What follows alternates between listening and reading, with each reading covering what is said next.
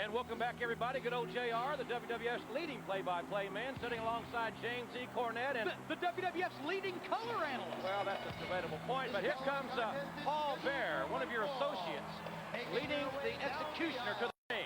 You know, I didn't used to like Paul Bear, but I've got a whole new way of looking at Mr. Bear now, and look at that. There's nobody home behind those eyes. You can tell that for a fact. I can agree with that. Ladies and gentlemen, this year, Milton Bradley's Karate Fighters presents In Your House. It's time.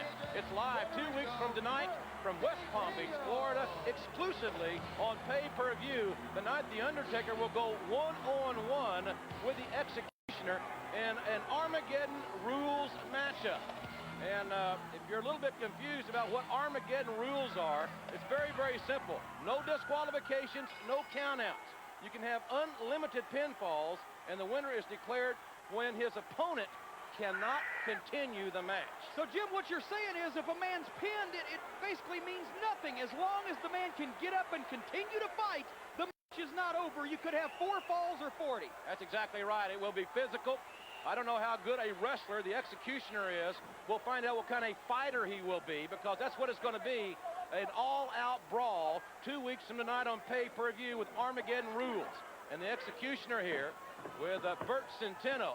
And the executioner with nothing fancy. We've seen this guy very effectively use the Asiatic spike, Mr. Cornette, a maneuver that I know you have studied. That's exactly right. The Asiatic spike, he drives the thumb into the carotid artery in the side of the neck, uses the left hand to keep the pressure on. It effectively stops the flow of blood to the brain and acts as almost a form of a sleeper, but a much more painful and sadistic form of a sleeper.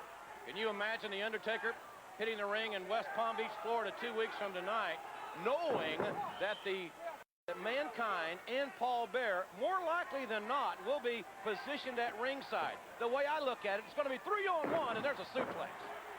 You've got to realize this. There's no rules in this match. Anything goes. You can do what you want. All of Paul Bear's assorted motley crew are going to be in evidence. You said the executioner wasn't fancy. You don't need to be fancy to beat The Undertaker. You need to be rough and brutal. And that Asiatic spike, I don't care if The Undertaker's a dead man or not. If he doesn't have any blood flowing to his brain, he's not going to be conscious. This matchup certainly like Mother-in-Law's Day. Not for the weak at heart. 2 weeks from tonight, it will not be pretty when the executioner and The Undertaker have a brawl in West Palm Beach in this Armageddon rules matchup.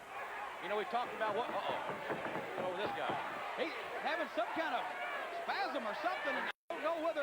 maybe that's the mark of the shock treatments that Paul Bear was able to get him to help with his condition.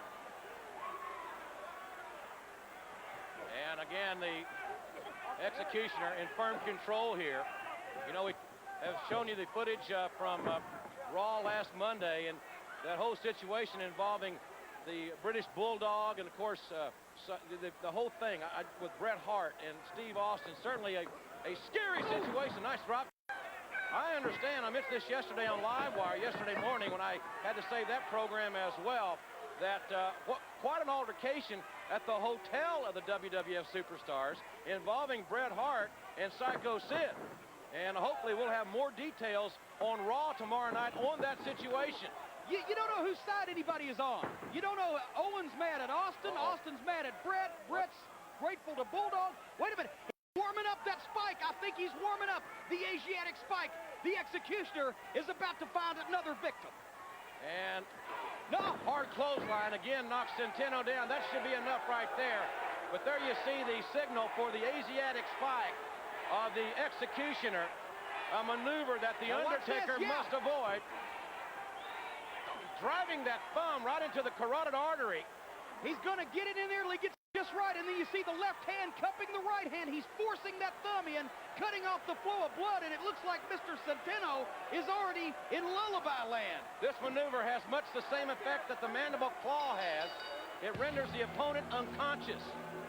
Could this be the fate awaiting The Undertaker 2 weeks from tonight in West Palm Beach? Remember, pinfalls do not count. No submission. The only way he could get the executioner off the man is to cover his eyes. We know that The Undertaker has been susceptible to the mandible claw. Has Paul Bear found The Undertaker's weakness? A nerve hold. Well, Paul Bearer doesn't manage a wrestling organization. He manages a cult. This is a cult-like following, and I don't know how you could have a nice day. She's had the mandible claw applied to her.